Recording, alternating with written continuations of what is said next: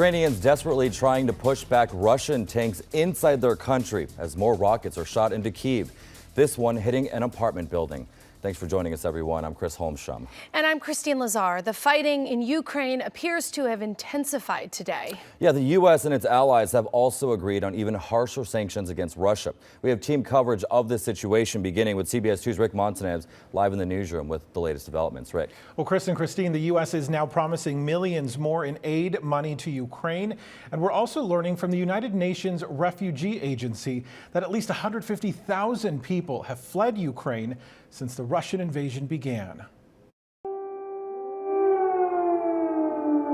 Air raid sirens sounded in Ukraine's capital, Kyiv, as Russian troops pressed on. On Saturday, a spokesperson for Russia's defense ministry said Russian forces had resumed their offensive in all directions in Ukraine. New satellite images appear to show troops assembled near a Ukrainian hydroelectric power plant, with armored vehicles and trucks gathered nearby.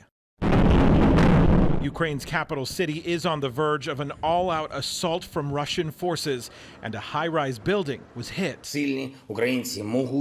But Ukraine's president is vowing to keep fighting, hinting that there is an international consensus to cut Russia off from the global banking system known as SWIFT. Disconnecting them from SWIFT is one of the, we believe, very effective actions. As the fighting continues, the Biden administration has authorized another $350 million in military aid for Ukraine's government. We have to stay the course with the rest of our allies, and in the meantime, we're supplying defensive weaponry and economic assistance.